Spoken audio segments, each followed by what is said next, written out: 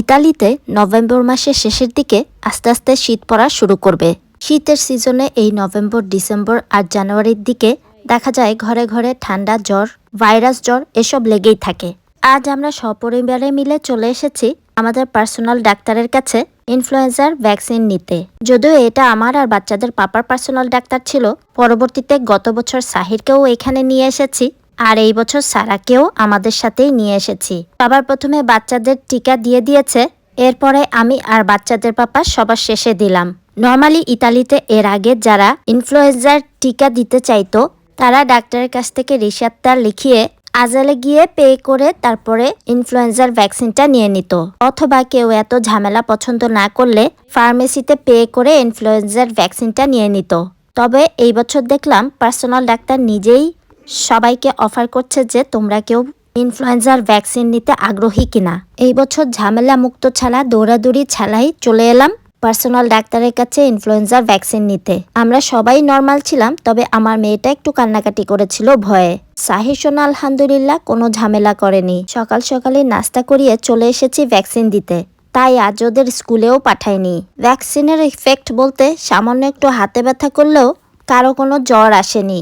এখন বেলা বাজে 10:30টার মতন। ডক্টরের চেম্বারের পাশেই হচ্ছে বাচ্চাদের খেলার পার্ক, তাই ভাবলাম সেখানে বাচ্চাদের নিয়ে চলে যাই। আজ ওয়েদারটাও বেশ সুন্দর। এই সময়টা বাইরে অনেক ঝলমলে রোদ থাকে, তবে কিছু কিছু সময় রোদ দেখতে পেলেও বাতাসটা ঠান্ডা থাকে।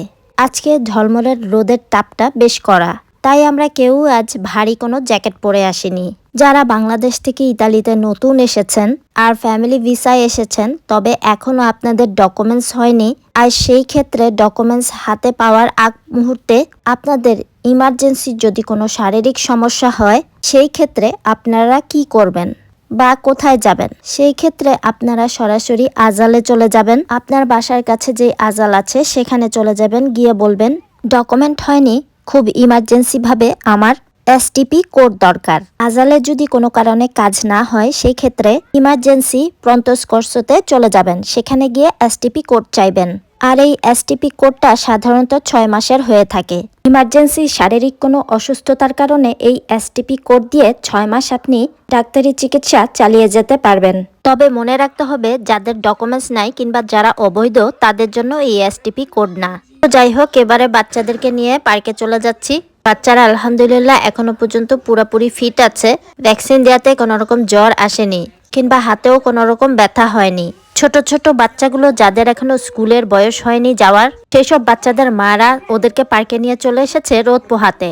আর এখানে যে একটা বাস দেখতে পাচ্ছেন, ছোট্ট এই মিনি বাসটা, এটার ভিতরে ডক্টর থাকে। বাচ্চাদের কিংবা বড়দের ছোটখাটো যেই কন্ট্রোলগুলো আছে, জ্বর, সর্দি কিংবা বাচ্চাদের ওজন মাপা, হাইট মাপা, এই সমস্ত সেবাগুলো দিয়ে থাকে। ছোটবেলায় সাহিরের যখন খুব বেশি ঠান্ডা লাগতো কিংবা অ্যাজমা বেড়ে যেত, তখন প্রায় সময় দেখা যায় এই বাসে চলে আসতাম। এখানে এসে ওকে কন্ট্রোল করে যেতাম, বা ও ব্লাডের অক্সিজেন লেভেলটা কতটুকু আছে বা কি পরিমাণ আছে, নেমেছে কিনা, সেগুলো কন্ট্রোল করার জন্য আসতাম। অ্যারোসলের ওষুধ কয় ফোঁটা দিব এগুলো ইনস্ট্রাকশন দিয়ে দিত। এখন আমরা যেহেতু নিজেরাই শিখে গেছি, তাই এখন আর আসা হয় না। শীতের সিজনে এরকম রোদ পাওয়া আমাদের ভাগ্যের ব্যাপার। ইউরোপের বেশ কিছু দেশে দেখা যায় রোদই পাওয়া যায় না। সেই ক্ষেত্রে সেসব দেশে দেখা যায় রোদ না থাকার কারণে সবাই ভিটামিন ডি সাপ্লিমেন্টসটা নিয়ে থাকে। তবে রোম শহরে আলহামদুলিল্লাহ সবাই মোটামুটি সূর্যি মামার দেখা পায়। আজ এখানেই বিদায় নিচ্ছি। সবাই ভালো, সুস্থ আর নিরাপদে থাকবেন। আমার ছোট্ট পরিবারটার জন্য দোয়া করবেন। দেখা হবে নেক্সট ব্লগে। টিল দেন, আল্লাহ হাফেজ, আসসালামু আলাইকুম। Thanks for watching.